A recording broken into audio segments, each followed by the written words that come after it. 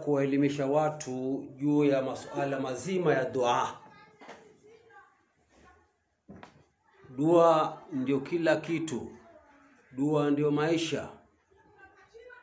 Na watu wengi maisha yao yalikaa vizuri baada ya kujiweka vizuri juu ya kumwomba Mwenyezi Mungu vizuri, na maisha yao yakawa ni mazuri. Maisha yao yakaepukana na maradhi mazito, maisha yao yakaepukana na dhiki, maisha yao yakaepukana na misukosuko kidunia, maisha yao yakawa burda wa salama kwa sababu ya dua ambazo wanazofanya kila siku. Leo tunapenda kupeana faida ya dhikiri ambazo zinazotakiwa kufanyika kila siku na uradi wake.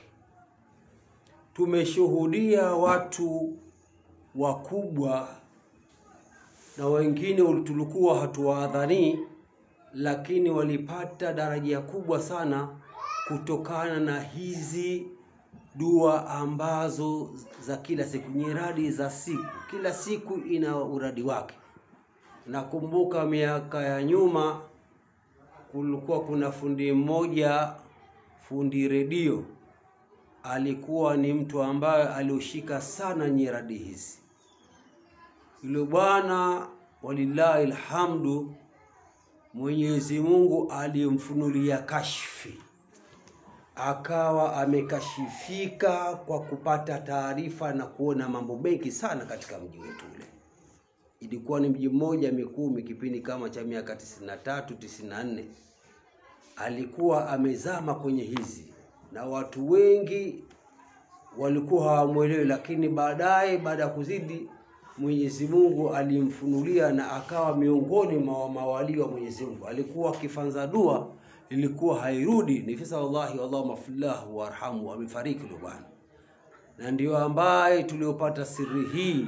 Alifanya yule bwana kwa muda wa miaka mingi sana. Matokeo yake mpaka wakatokea viumbe wa ajabu wakataka waongee naye ushirika juu ya kuwafanyia dua ya kuendesha, lakini akawa amekataa kabisa. Kutokana na siri hizi ya uradi hizi za masiku haya. Uradi wa kwanza inatakiwa kila Jumamosi kwa Muislamu na mu'min afanye la ilaha illa Allah, mwisho kule Muhammadur Rasulullah mara 1000.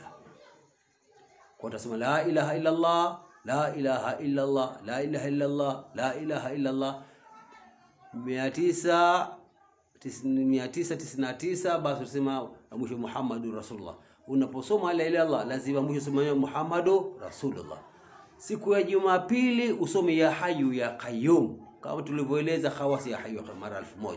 Ina khawasi kubwa sana, na miongoni mwa watu ambao waliofunguka ilikuwa ni marhumu mzee wetu mmoja aliopewa hii ya Hayyu ya Qayyum, sultani au sultani al-asma. Wallahi alipata maajabu makubwa. Alitahamaki siku moja anafanya habari hizi, basi akatokezwa na watu wawili kama Waarabu vile. Kwa mezama sana, alifanya zaidi ya mwezi miwili mitatu. Basi tangia hapo alikuwa ni mtu mkubwa sana ya Hayyu ya Qayyum ile. Lakini sasa kupango utasoma ya Hayyu ya Qayyum siku ya Jumapili mara 1000. Siku ya Jumatatu utafanya la haula wala quwwata illa billahi al-aliyyil azim. Siku ya Jumanne Allahumma salli ala Muhammad ya rabbi sallallahu. Siku ya Jumatano astaghfirullah al-azim. Siku ya Alhamisi subhanallah bihamdi subhanallahil azim. Ijumaa utasoma ya Allah ya Allah ya mara 1000. Zote hizi zinakwenda mara 1000. Jiingizeni ndugu zangu katika uradi huu wa kila siku. Yoyote atakayoingia basi Mwenyezi Mungu atakuwa karibu naye. Ndugu yenu inshallah.